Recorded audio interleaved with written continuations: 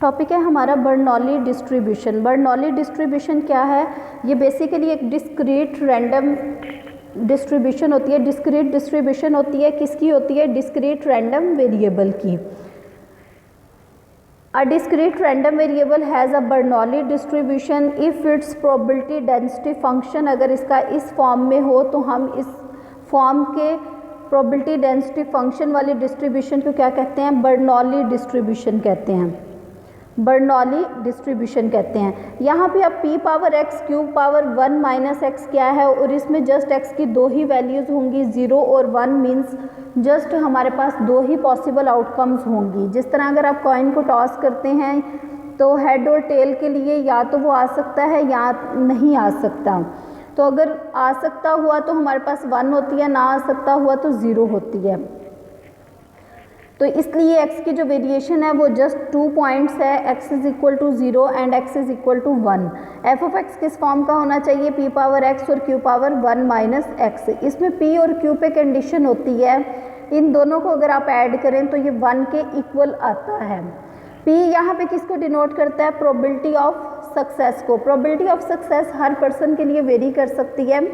बाज़ात हमारा टारगेट होता है डी ग्रेड लेना, क्योंकि डी ग्रेड लेने से हमारी मिनिमम रिक्वायरमेंट पूरी हो जाती है, या फिर हम उसको रिपीट कर सकते हैं। या फिर बाज़ात टारगेट होता है फेल, कि अगर फेल हो जाते हैं, अगर आपके मार्क्स बहुत ही कम है तो आप कहते हैं बजाय डी ग्रेड लेने के फेल हो जाए तो हम इसको बाद में रिपीट कर सकते हैं। तो टारगेट इस टाइप का भी हो सकता है। बाज़ात टारगेट होता है ए ग्रेड लेना, तो अगर ए ग्रेड लेना है तो उसके अकॉर्डिंग प्रोबेबिलिटी ऑफ सक्सेस हमारे पास होगी। अगर आपका टारगेट एफ ग्रेड लेना है तो वही आपके लिए उसके अकॉर्डिंग प्रोबेबिलिटी ऑफ सक्सेस होगी। हम कॉइन टॉसिंग की ही यहाँ पे अगेन एग्जांपल देखते हैं। कॉइन अगर आप टॉस करते हैं, अगर आपका टारगेट है हेड आए, हेड अपीयर हो, तो आपकी जो हेड की प्रोबेबिलिटी होगी वही प्रोबेबिलिटी ऑफ सक्सेस होगी। प्रोबेबिलिटी ऑफ फेलियर क्या होगी कि अगर टेल आ जाता है तो उसकी प्रोबेबिलिटी 1/2 होती है, हेड आ जाता है उसकी प्रोबेबिलिटी 1/2 होती है। ये हमने पहले कैलकुलेट करके देख लिया हुआ है। तो ये जो टेल के आने की प्रोबेबिलिटी होगी वो प्रोबेबिलिटी ऑफ फेलियर होगी, क्योंकि सक्सेस हमने किसको कहा हुआ है? अगर हेड अपीयर होता है। यहाँ पे अगर आप ये बात नोट करें कि इवेंट के होने, बेसिकली ये सक्सेस क्या है कि जो आप चाह रहे हैं वैसा इवेंट अकर कर जाए, उसके होने और ना होने की प्रोबेबिलिटी को अगर आप ऐड करें तो वो हमेशा 1 के ही इक्वल आता है, क्योंकि टोटल प्रोबेबिलिटी हमेशा 1 होती है।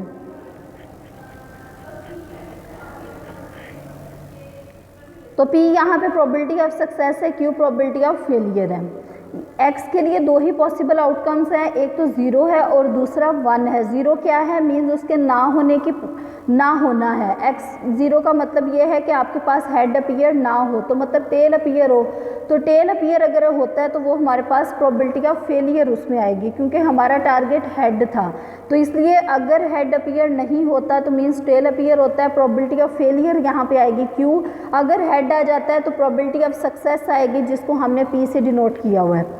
उसके बाद हमारा अब यहाँ पे क्या फाइंड आउट करना चाह रहे हैं? Basically expected value of x calculate करना चाह रहे हैं और वेरिएंस ऑफ x कैलकुलेट करना चाह रहे हैं। ये हमारे दो टारगेट्स हैं।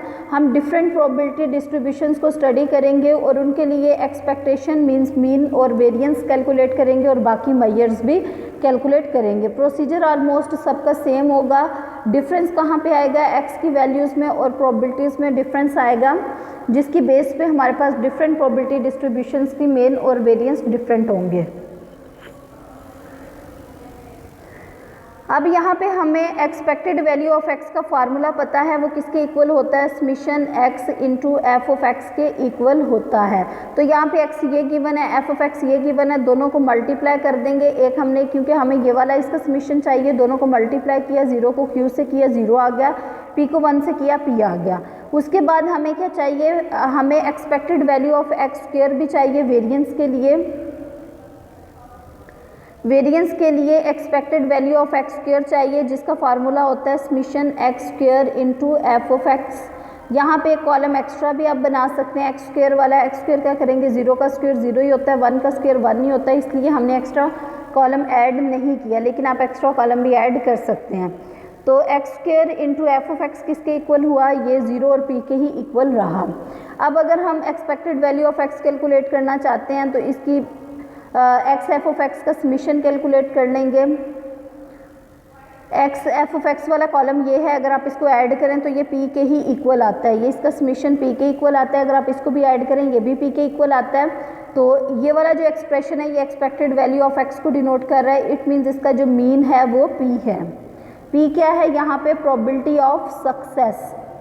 हर क्वेश्चन के अकॉर्डिंग उसकी प्रोबेबिलिटी ऑफ सक्सेस डिफरेंट होगी और हमारा सक्सेस को देखने का विजन भी डिफरेंट होगा। नेक्स्ट है वेरिएंस ऑफ एक्स। वेरिएंस का जो फार्मूला होता है वो expected value of X square minus expected value of X whole square होता है। Expected value of X square आपके पास पी के इक्वल है, ये हमने रिप्लेस कर दी। अब ये होल स्क्वायर है, एक्सपेक्टेड वैल्यू ऑफ एक्स इसके इक्वल है, इसका स्क्वायर कर दिया, ये आ गई पी माइनस पी स्क्वायर जो है। पी जो है वो चूँकि प्रोबेबिलिटी ऑफ सक्सेस है और प्रोबेबिलिटी हमेशा 0 और 1 के इन बिटवीन होती है, तो जब भी आप इस नंबर का स्क्वायर करेंगे तो वो छोटा हो जाएगा, तो इसलिए ये वाला एक्सप्रेशन हमेशा पॉजिटिव होगा। या आप इस एक्सप्रेशन को इस फॉर्म में भी लिख सकते हैं, पी कॉमन ले लें। अगर आप पी कॉमन लेते हैं तो जो रिमेनिंग फैक्टर रहता है वो हमारे पास 1 माइनस पी है, और अगर आप इक्वालिटी देखें तो p plus Q is equal to 1 था, तो इस वाले p को इस तरफ ले जाएं तो q is equal to 1 minus P आता है, तो इस 1 माइनस पी की जगह पे हमने q रख दिया। तो जो वेरिएंस होगा बर्नौली डिस्ट्रीब्यूशन का वो पी क्यू है, और जो मीन होगा वो हमारे पास p है। ये आपने याद भी रखने हैं इनके वेरिएंस और मीन वगैरह। नेक्स्ट है movement generating function. Movement generating function क्या होता है? बेसिकली ये हमारे पास एक्सपेक्टेड वैल्यू ही होती है, एक्सपेक्टेशन ही हम कैलकुलेट करते हैं, लेकिन किसकी करते हैं? पहली बात तो ये इसको डिनोट करते हैं एम एक्स ऑफ टी से। अगर रैंडम वेरिएबल एक्स है तो एम एक्स ऑफ टी से डिनोट करते हैं। अगर रैंडम वेरिएबल वाई है तो एम वाई ऑफ टी से डिनोट करते हैं। अगर रैंडम वेरिएबल एक्स है तो ये किसके इक्वल होगा? एक्सपेक्टेड वैल्यू ऑफ ई वैसे ही आएगा, ये जो टी है ये भी आएगा हमारे पास, और अगर यहाँ पे एक्स है तो यहाँ पे एक्स आ जाएगा। अगर यहाँ पे वाई है, अगर यहाँ पे वाई है तो एक्सपेक्टेड वैल्यू दोनों केसेस में आएगी, और ये टी आ गया, और यहाँ पे जो वेरिएबल होगा वो हमने इसके साथ लिख देना है। ये इस फॉर्म में हो गया। अब एक्सपेक्टेड वैल्यू ऑफ एक्स का फार्मूला हमें पता है, जो भी इसके साथ हो उसको लिख लेते हैं हम। एक्सपेक्टेशन ऑफ एक्स का हमने यही फार्मूला किया था कि जो भी यहाँ पे जो एक्सप्रेशन है उसको लिख लिया, उसके बाद इसी की प्रोबेबिलिटी लिख दी रैंडम वेरिएबल की, एफ ऑफ एक्स हमने लिख दिया और फिर सबको ऐड कर दिया। अब यहाँ पे ये एक्सप्रेशन जो है वो e raise to the power t y है या e raise to the power T x है, हमने यही एज इट इज़ यहाँ पे लिख दिया। उसके बाद रैंडम वेरिएबल की प्रोबेबिलिटी आएगी, रैंडम वेरिएबल एक्स है तो उसकी प्रोबेबिलिटी लिख दी। अब x की वेरिएशन जो है वो दो ही वैल्यूज़ हैं, या तो 0 हो या फिर 1 हो, तो इसकी वेरिएशन हमने 0 to 1 दे दी।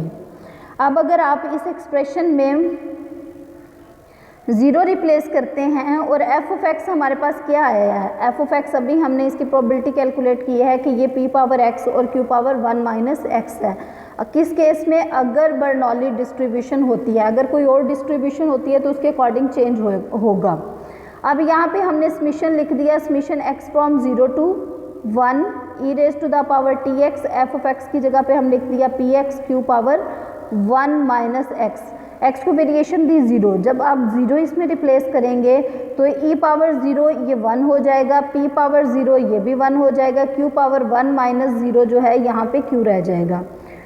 नेक्स्ट आपने कैलकुलेट करना है x इज इक्वल टू 1 के लिए, तो ये हो गया e पावर t x 1 है, p आ गया, और q जो है 1 माइनस 1 0 हो गया। इट मीन्स जस्ट हमारे पास एक्सप्रेशन रह गया e power t into p, तो इसको हम लिख सकते हैं q plus p e power e raise to the power t। यही हमारा मूवमेंट जनरेटिंग फंक्शन है किस केस में? जब डिस्ट्रीब्यूशन बर्नौली है। नेक्स्ट हमारा टारगेट होता है कि हमने मोमेंट्स अबाउट ओरिजिन। मोमेंट्स जो हैं वो दो तरह के होते हैं, एक मोमेंट्स अबाउट ओरिजिन और एक होते हैं moments about mean. Moments about origin calculate करना हमारे लिए इजी होता है, मोमेंट्स अबाउट मीन कैलकुलेट करना थोड़ा सा मुश्किल होता है, वो भी नेक्स्ट हम स्टडी करेंगे। मोमेंट्स अबाउट ओरिजिन हम किस तरह कैलकुलेट करेंगे कि अगर तो आपके पास मोमेंट जनरेटिंग फंक्शन आ गया जो कि ये है, सिंपली आपने इसका फर्स्ट डेरिवेटिव ले लेना है with respect to T at T is equal to 0, तो वो आपका फर्स्ट मोमेंट आ जाएगा, एक्सपेक्टेड वैल्यू ऑफ एक्स आएगा, फर्स्ट मोमेंट अबाउट ओरिजिन आ जाएगा। अब देखिए यहाँ पे विद रिस्पेक्ट टू टी आपने अगर डेरिवेटिव लेना है तो ये q कांस्टेंट है, इसका डेरिवेटिव 0 हो गया, और e raise to the power t का डेरिवेटिव आपको पता है वही रहता है, पी कांस्टेंट है, उसके साथ मल्टीप्लाई हो जाएगा।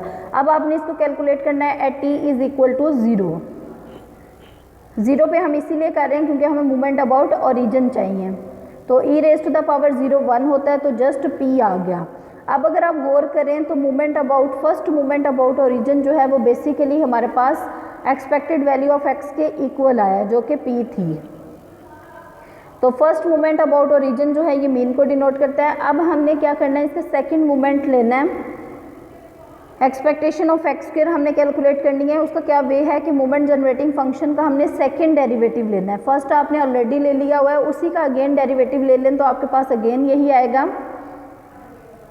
और यहाँ पे वेरिएंस जो होता है वो expected value of X square आप इसके थ्रू भी कैलकुलेट कर सकते हैं, minus expected value of X whole square. तो p minus P square, P common ले लिया, 1 माइनस पी को q के इक्वल रख दिया। इस फॉर्म में भी हमारे पास वेरिएंस आ जाता है। नेक्स्ट है बायनॉमियल डिस्ट्रीब्यूशन। बर्नौली और बायनॉमियल डिस्ट्रीब्यूशन में थोड़ा सा रिलेशनशिप होता है, ये लास्ट में मैं आपको बताती हूँ। सबसे पहले इसकी स्टेटमेंट देखते हैं। ये हम जितनी भी डिस्ट्रीब्यूशंस कर रहे हैं किसके लिए है, डिस्क्रीट रैंडम वेरिएबल के लिए। A discrete random variable has a binomial distribution if it's probability density function is given by. Basically जिस फॉर्म का प्रोबेबिलिटी डेंसिटी फंक्शन होगा उसके अकॉर्डिंग हम इसको डिफरेंट नाम देते हैं। तो अगर तो आपका जो प्रोबेबिलिटी डेंसिटी फंक्शन है वो इस फॉर्म में गिवन हो, F of X is equal to N C X P power X Q power N minus X, अगर इस फॉर्म में गिवन हो और एक्स की जो वैल्यूज़ हैं वो कितनी हैं, एन तक हैं, मीन्स आपके पास ये किस फॉर्म में है, F of X is equal to N C X P power X Q power N minus X, और इस एक्स की जो वेरिएशन है वो 0 to n है। अब अगर आप यहाँ पे x को 1 रिप्लेस कर देते हैं,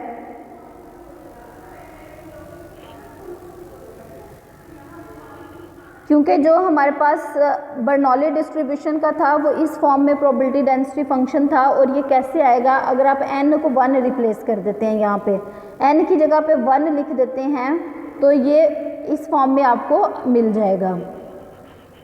तो ये जो बर्नौली डिस्ट्रीब्यूशन है वो बेसिकली बायनॉमियल डिस्ट्रीब्यूशन का स्पेशल केस बनता है।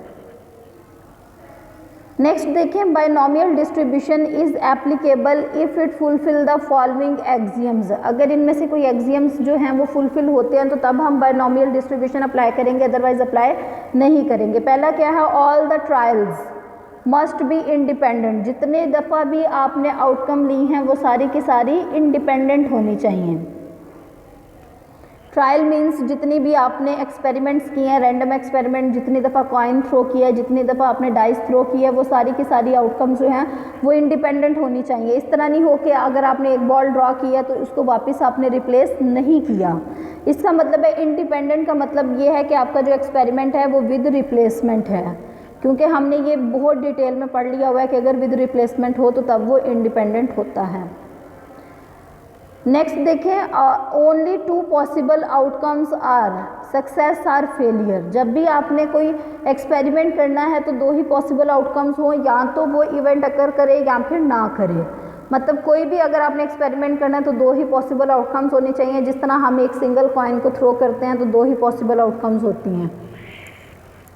नेक्स्ट क्या है, experiment must be repeated a fixed number of times. यहाँ पे x जो है वो n तक है, इसका मतलब एक्सपेरिमेंट जो है वो फिक्स्ड नंबर ऑफ टाइम्स हमने रिपीट किया हुआ है जो कि n टाइम्स है।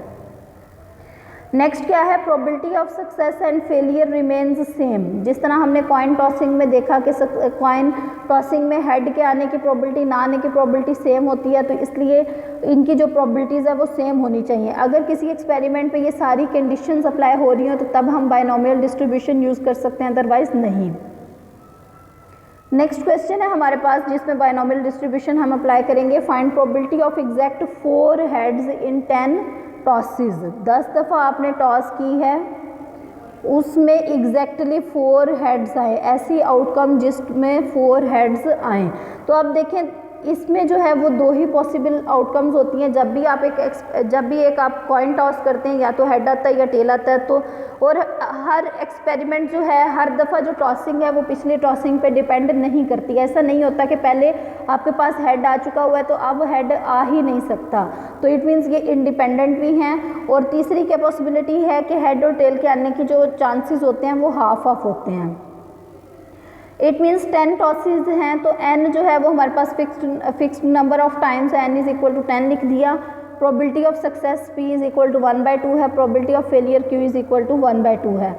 अब हमने क्या कैलकुलेट करना है, एग्जैक्टली 4 हेड्स। 4 हेड्स का क्या मतलब है, x इज इक्वल टू 4 हो, मीन्स x जो है वो नंबर ऑफ हेड्स को डिनोट कर रहा है, तो x इज इक्वल टू 4 के लिए हमने कैलकुलेट करना है। x इज इक्वल टू 4 के लिए जो आपकी जो बायनॉमियल डिस्ट्रीब्यूशन का वो जो मोमेंट जनरेटिंग फंक्शन है, या फिर जो प्रोबेबिलिटी डेंसिटी फंक्शन है, प्रोबेबिलिटी डेंसिटी फंक्शन जो है यहाँ पे आ जाएगा NCx p power x q power n minus x। अब यहाँ पे देखें n जो है वो 10 के इक्वल है, तो n की जगह पे हमने 10 रिप्लेस कर दिया, n की जगह पे 10 लिख दिया। हमें कितनी चाहिए, x इज इक्वल टू 4 चाहिए, तो x की जगह पे 4 लिख दिया। प्रोबेबिलिटी p भी आपको पता होनी चाहिए कि किसके इक्वल है, 1/2 के इक्वल है, इसकी पावर x है, तो x इज इक्वल टू 4 पे कैलकुलेट करना चाह रहे हैं, यहाँ पे 4 लिख दिया। q क्या है हमारे पास, प्रोबेबिलिटी ऑफ फेलियर है, ये भी 1/2 है, तो ये लिख दिया। तो इस तरह से हमारे पास क्या आ गई, probability of exactly 4 heads in 10 tosses आ गई।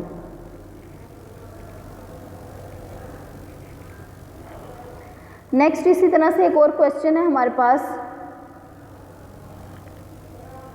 The average rain falls in 12 days, 12 दिन जो है वो बारिश हुई है, जिसमें से एवरेज बारिश के होने की जो प्रोबेबिलिटी है इन अ मंथ, एक मंथ में इन हैमिल्टन, मतलब किसी जगह पे आप कोई भी जगह का नाम दे सकते हैं। फाइंड द प्रोबेबिलिटी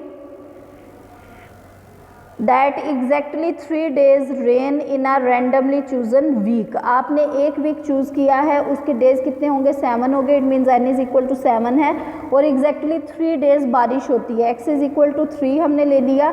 अब देखें ऐसा कभी नहीं होता कि अगर आज बारिश हुई है तो कल बारिश नहीं हो सकती, या अगर सुबह बारिश हुई है तो शाम को बारिश नहीं हो सकती। तो इट मीन्स ये जो इवेंट है, बारिश के होने की जो प्रोबेबिलिटी है वो इंडिपेंडेंट है।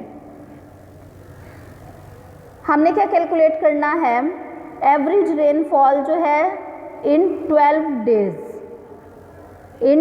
डेज इन अ मंथ, तो इट मीन्स प्रोबेबिलिटी क्या गिवन है, 12/30। 12 डेज किसके हैं, मंथ के, तो प्रोबेबिलिटी होती क्या है, पार्ट ऑफ द टोटल जो है, या फिर n ऑफ a किसी इवेंट के होने की probability favourable outcome over total number of elements in sample space. यहाँ पे हमारे पास ये मंथ है, तो ये 12/30 आ गया। इसको सिंप्लीफाई करेंगे 2/5।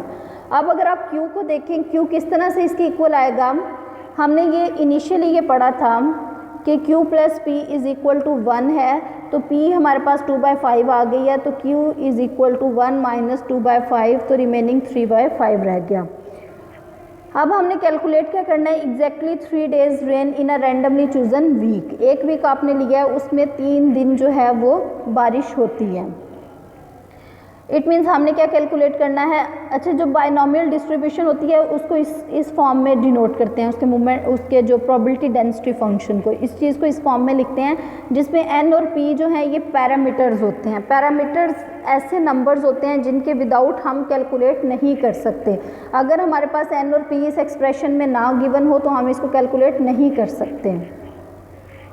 n हमारे पास 7 है, क्योंकि क्यों 7 है, क्योंकि वीक की बात कर रहे हैं, और x 3 है क्योंकि हमने 3 डेज देखने हैं, और p गिवन है 2/5 अभी हमने निकाल लिया है। इसको इस फार्मूले में रिप्लेस करेंगे, सिंप्लीफाई करेंगे, आपका आंसर आ जाएगा। नेक्स्ट क्वेश्चन है हमारे पास, find the probability that first 3 days rain fall. अब अगर आप फर्स्ट 3 डेज की बात करेंगे ना, तो आप सिंपल दूसरी तरह से प्रोबेबिलिटी कैलकुलेट करेंगे, इसमें कम्बिनेशन नहीं यूज़ कर सकते। फर्स्ट 3 में हमने जब भी बात की थी तो ये विद अरेंजमेंट जो है, विद ऑर्डर अरेंजमेंट है, तो इसलिए हम यहाँ पे कम्बिनेशन यूज़ नहीं करेंगे। अब अगर पहले दिन बारिश होती है तो बारिश होने की प्रोबेबिलिटी हमने P ली है तो P आ जाएगा। अब अगर दूसरे दिन भी बारिश होती है तो उसकी प्रोबेबिलिटी फिर P है, और अगर तीसरे दिन भी बारिश होती है तो उसकी प्रोबेबिलिटी अगेन P है, क्योंकि ये इंडिपेंडेंट इवेंट्स हैं। इंडिपेंडेंट इवेंट्स क्यों हैं हमने स्टार्टिंग में डिस्कस कर लिया। तो ये हमारे पास सिंपली P की पावर 3 आ जाएगा, P 2/5 है और उसकी पावर 3। लास्ट का क्वेश्चन है 3 consecutive days rainfall. 3 consecutive day, मुसलसल 3 कंसेक्टिव डेज जो है वो रेन फॉल होती है। अब देखें 3 कंसेक्टिव डेज के लिए रेनफॉल क्या होगी। इसका ये हमारे पास मोमेंट जनरेटिंग इसका प्रोबेबिलिटी डेंसिटी फंक्शन है NCX P⁻x Q⁻n-x। अब देखें 3 कंसेक्टिव डेज के लिए Monday, Tuesday, Wednesday, Thursday, Friday, Saturday, Sunday.